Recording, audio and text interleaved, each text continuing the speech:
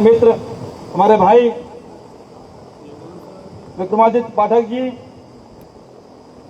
हमारे प्रभारी भी हैं। हरदोई के जो संगठन सर्जन का कार्यक्रम चल रहा है उसमें प्रभारी भी, हमारे दूसरे प्रभारी हमारे का नाम लखनऊ से चलकर आए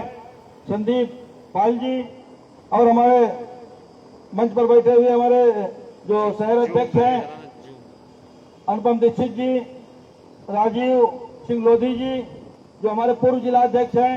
तो उनके समेत जब मंच पर जितने भी लोग बैठे हैं, मैं सभी का हार्दिक वंदन अभिनंदन स्वागत करता हूं।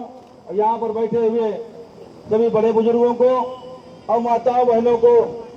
प्रणाम करता हूं, झंडी स्पर्श करता हूं, नौजवान साथियों का बहुत बहुत अभिनंदन करता हूं। साथियों, अभी हमारे पूर्व वक्ताओं ने बताया भी कि आखिर ये संविधान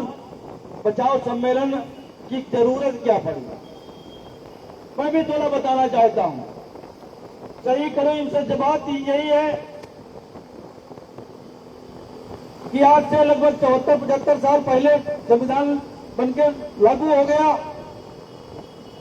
आज तक नहीं जरूरत पड़ी। ऐसा कह सकते हो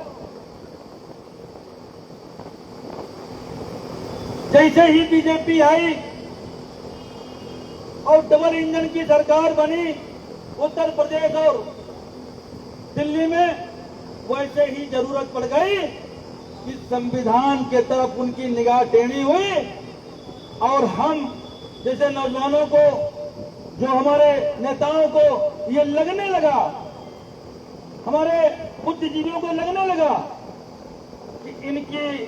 संविधान पर नजर खराब है, इस संविधान को खत्म करना चाहते हैं। संविधान के वजह से जो हमको जो सम्मान मिला, जो इज्जत मिली, जो नौकरी मिली, जो रोजगार मिला, संविधान के वजह से जो है आज कुर्सी पर बैठने का अधिकार हक मिला, नौकरियों में हमारे लोग आए,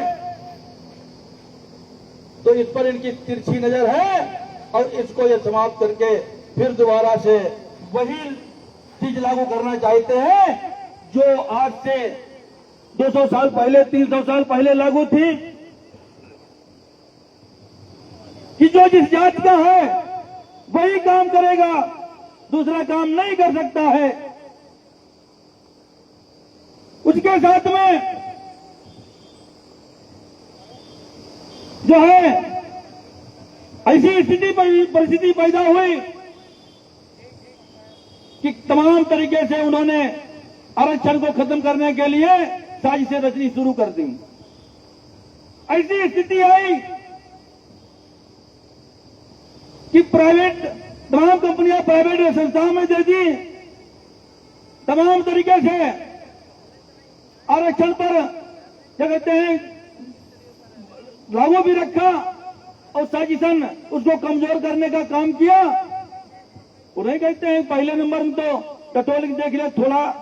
छीन के देखो क्या मालूम बिलबिलाएंगे कि नहीं बिलबिलाएंगे, तो फिर पूरा छीन लेंगे। देखा होगा 59,000 की भर्तियों में आरक्षण का नामो निशान तो नहीं कहेंगे, लेकिन कुछ हिस्सा दिया, बाद बाकी सब हड़प कर ले गए। तो साथियों, ये संविधान की ताकत है जो हमको सब सूरत से सक्षम रखे। जिस दिन संविधान की ताकत को कमजोर कर ले गए, ये भेड़िया है। हम तो मैं तो साफ कहा करता हूं कि बीजेपी वाले लोग कहते हैं किसी जात वर्ग की नाम ले देते, और मैं तो कहता हूं कि बीजेपी उद्योगपतियों की पार्टी है, सदैव उद्योगपतियों के लिए काम करती है।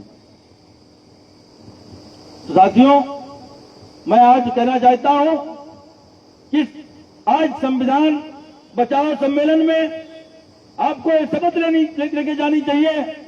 कि हम जहां भी बैठेंगे उन तमाम समस्याओं को, तमाम पढ़े लिखे लड़के हैं उनसे भी कहता हूं कि गूगल से सर्च कर लेना, आ जाएगा आपके सामने उन तमाम जो समस्याएं पैदा कर रही बीजेपी है, जो कदम नौकरियों में आरक्षण को कमजोर करने का काम कर रहे हैं, जो प्राइवेटाइजेशन कर रहे हैं, जिस प्रकार से बेरोजगारी इतनी चरम पर पहुंच गई, मैं तो कहता हूं, अगड़ी समाज के लोगों से भी कहता हूं कि आइए हमारे साथ, क्योंकि अगर आप जब अब भी नहीं चाहते तो आप तो पछताएंगे, लेकिन आपकी पीढ़ियां भी पछताएंगी, क्योंकि भारतीय जनता पार्टी उद्योगपतियों की पार्टी है। सारा पैसा आज भी आप सर्च करिए, पढ़े लिखे नौजवानों से कहना चाहता हूं, सर्च करिए आप, हिंदुस्तान का 65% पैसा केवल अडानी अंबानी जैसे 10-5 उद्योगपतियों के हाथ में है। बाद बाकी हम लोग जो है यहाँ बेरोजगारी से जूझ रहे हैं, महंगाई से जूझ रहे हैं,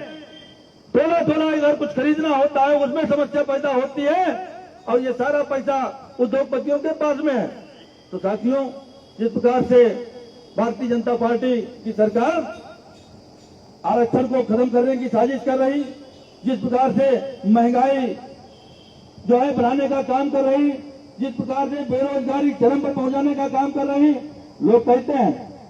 तमाम तरीके की बातें हुई, लेकिन मैं साफ कहता हूं कि बीजेपी ने न सटोली देखा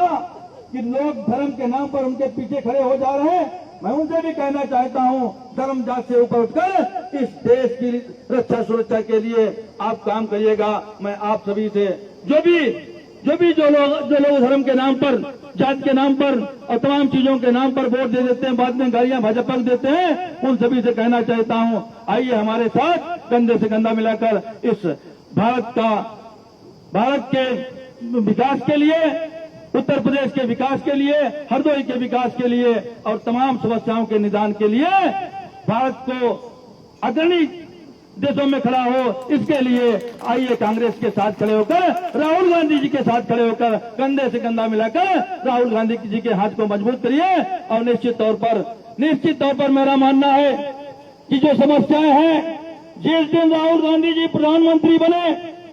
उस दिन 50% समस्याएं प्रधानमंत्री की शपथ लेते लेते ही खत्म हो जाएंगी, इसमें कोई दो राय नहीं। साथियों, आज हमारे हरदोई में हमारे छोटे भाई माननीय सांसद तनुज पुनिया जी आए हैं, उनको आप सुनिएगा, आप उनको सुनना भी चाहते हैं। मैं अपना शेष बचा हुआ समय सभी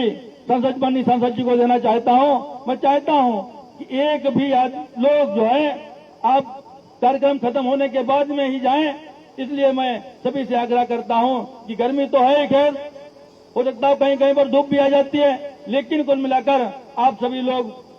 जो है बैठे रहें और सभी वक्ताओं की बात सुने। इन्हीं तमाम बातों के साथ में मैं मंचासीन बैठे सभी नेतागणों का तहे दिल से हार्दिक वंदन अभिनंदन स्वागत करते हुए हरदोई की धरती पर माननीय सांसद हमारे भाई तनुज पुनिया जी का बहुत बहुत स्वागत करते हुए, यहाँ पर आए हुए बैठे हुए सभी बड़ों को प्रणाम करते हुए, चरण स्पर्श करते हुए, नौजवान साथियों को बहुत बहुत अभिनंदन वंदन करते हुए, माताओं बहनों को प्रणाम चरण स्पर्श करते हुए अपनी वाणी को विराम देता